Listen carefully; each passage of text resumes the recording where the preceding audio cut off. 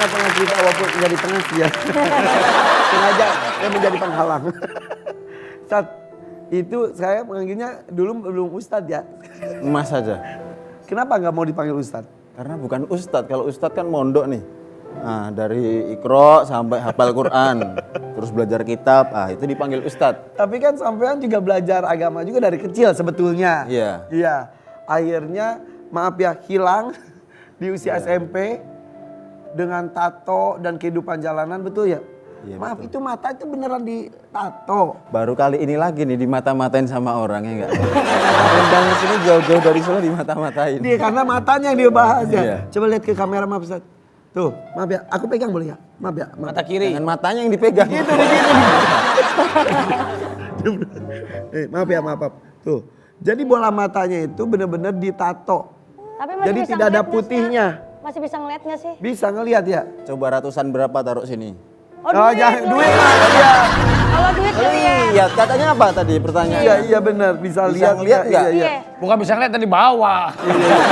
Lihat gitu sambil dibawa pulang. Bener. Jadi seluruh tubuhnya itu ditato semuanya. Iya. Wah. Saking tidak ada tempatnya akhirnya putuskan bola mata. Bukan nggak ada tempat sih ya. Tapi Nggak ada buku gambar yang jelas. karena digambar di situ. Nah, akhirnya yang buat hijrah adalah ketika sang ayah pergi.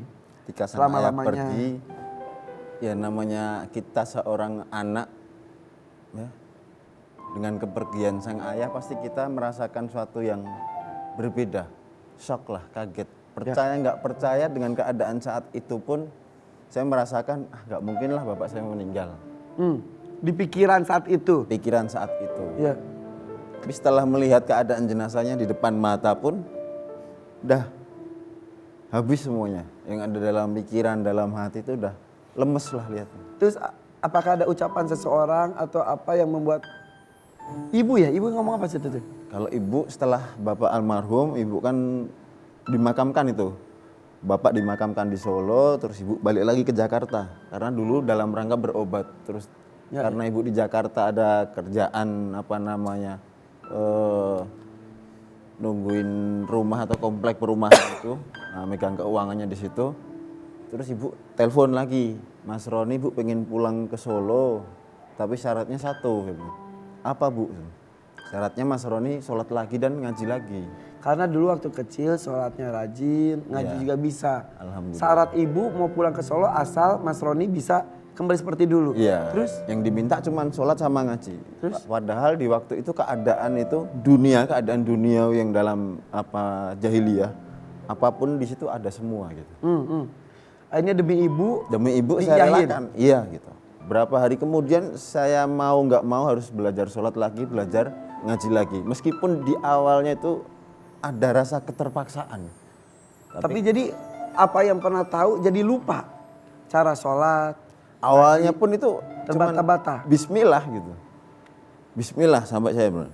Oke. Datang ke salah satu pesantren, pondok pesantren Takmirul Islam itu tepatnya di Lawean. Ya. Saya datang ke situ, ketemu Pak Kiainya itu sama Abah Ali itu, ketemu di situ, langsung diajak kenalan. 3 hari itu saya cuman disuruh makan, istirahat, makan, istirahat, makan, istirahat. Enggak ada langsung disuruh mas sholat enggak. Setelah 3 hari, baru diajak komunikasi. Ya, Ngobrol. dan akhirnya itu digunakan juga triknya untuk mendekati teman-teman jalanan yang senasib dulunya didekati. Ya, akhirnya Mas Roni itu mendekati anak-anak pang. Jadi mereka juga tidak merasa asing dan kehadirannya dengan tampilannya mirip. Akhirnya mengajak mereka nongkrong depan masjid gitu ya. Nongkrong depan di Semarang, keliling Semarang Dia gitu. cuma diajak nongkrong aja depan masjid, gak usah ngaji, nongkrong aja dulu gitu ya. Nongkrong, ya ngopi, ngerokok di depan masjid. Pas sholat masuk. Pas sholat saya tinggal masuk. Balik Di lagi. Semarang diusir berkali-kali. Itu berapa? Kalau misalnya maaf nih dengan tampilan gini kan orang pasti nggak percaya kan? Iya. Wah nggak percaya lu mau dakwah masa begini? Pernah pengalaman buruk gimana tuh Mas? Pernah sampai diusir atau? Cuman langsung perkataan dakwah. Waktu silaturahmi di salah satu kabupaten di Jawa Tengah itu, saya datengin ke rumah. Setiap sore ada kegiatan kita silaturahmi keliling ke kampung di sekitaran masjid itu. Saya datang tiba-tiba yang bicara teman saya cuma nemenin suruh zikir sambil nundukkan kepala gini kan.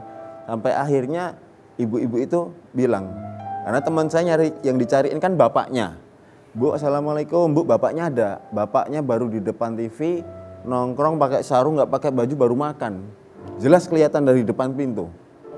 Sampai akhirnya pun ibunya menjawab, maaf mas, nggak menerima sumbangan.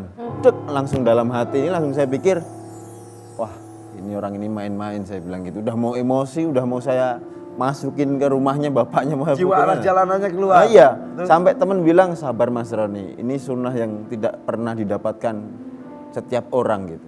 Tidak sembarangan orang mendapatkan seperti ini. Dulu Nabi juga dicaci, dimaki, dihina, diusir, dilemparin batu, dilemparin kotoran. Hari ini sampai mendapatkan sunnah yang sangat besar kata dia. Terus sampai akhirnya pun saya jalan tuh setelah mutar keliling jalan balik sambil saya nangis di jalan. Saya bilang. Dulu saya diliatin orang aja udah main pukul gitu kan. Sampai sekarang diusir. Tapi enggak apa-apa Gak ini ada demi agama saya. ininya bilang. banget itu ya, gak ada harga Iya, diri istilahnya. iya harga diri seolah-olah disepelekan gitu kan. Singkat cerita, aku pernah bertanya, nggak niat dihapus tatonya, terus apa? Emang nggak niat saya bilang. Kenapa? Gitu. Karena dihapus tato itu lebih sakit daripada ditato. Oke, terus yang keduanya, Yang keduanya, katanya ini menjadi senjata untuk berdakwah dengan anak ya? jalanan dan anak pang. biarinlah seperti ini nih nanti jadi saksi di hadapan Allah. Karena baiknya seburuk-buruknya orang itu kan bisa jadi lebih buruk kita. Iya. Dan sebaik-baiknya kita pun bisa jadi lebih baik orang lain gitu. Seperti halnya teman-teman yang sekarang yang tatoan banyak gitu, pada pakai baju koko, belajar ikro betul di masjid katanya. Iya. Udah belajar ikro dari alif bata lagi. Dia cuma mengawali aja, nanti yang melanjutkan teman-teman dari komunitas-komunitas, majelis gitu. Sekarang udah Nanti pada saya bisa titipkan. ngaji katanya. Alhamdulillah ada beberapa daerah itu tempatnya tanpa ada yang masalah, tanpa ada yang namanya disponsori, dikasih apa namanya uang dan sebagainya. Mereka berkorban dengan uangnya sendiri. Masya Allah. Mas Roni boleh nggak pada kesempatan ini bisa bacakan beberapa ayat suci Al-Quran boleh? Beberapa ayat Ya jangan. atau ayat apa saja ini? Oh Pak? iya, Silakan. Moga. ayat kursi. Bebas.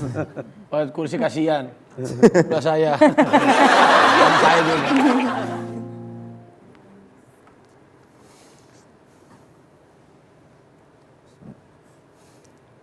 A'udzu billahi minasyaitonir rajim.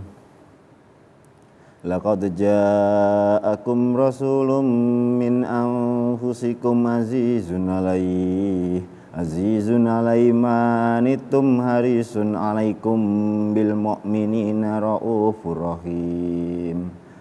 Fa in tawallaw faqul hasbiyallahu la ilaha illahu alaihi tawakkaltu wa huwa rabbul arsyil azim. Sadaqallahul azim. Jadi ini adalah sebuah contoh bahwa setiap manusia itu tempatnya salah, tempatnya hilaf. Tetapi siapapun umat manusia, kalau memang mau berubah, mau bertobat, pasti Allah akan selalu ampuni dan selalu kasih jalannya. Ya. Dulu setiap senti dari tubuhnya sampai kepalanya penuh dengan tato. Tapi insya Allah ini akan menjadi saksi bahwa pengorbanan yang sedang dilakukan, hijrah yang sedang dilakukan tidak pernah ada finishnya ya. Terus berproses, mudah-mudahan kulit-kulit inilah yang akan menjadi saksi. Amin. Bahwa ini pernah gelap tapi sekarang sedang menuju Tidak ke ada keterangan ya. Benar, tidak ada kata terlambat untuk kita berubah untuk menjadi lebih baik. Ya setelah ini kita akan dengerin Fatin juga akan menghibur kita. Oh iya, Fatin lagu akan barunya nyanyi ya. ini. Lagu baru ya? Lagu religi terbaru. Lagu Lagu religi terbaru. terbaru. Oke, jangan kemana-mana, tapi di FYP for you. Sorry.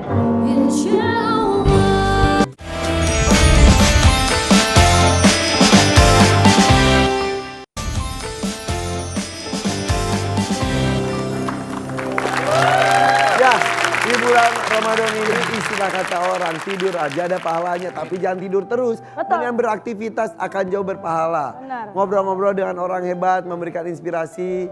Hari ini dengan Ustadz Roni Bodak dan Fatin. Arafah juga langsung minta restu orang tuanya, katanya mudah-mudahan mau sama. Mau nolak atau mau apa?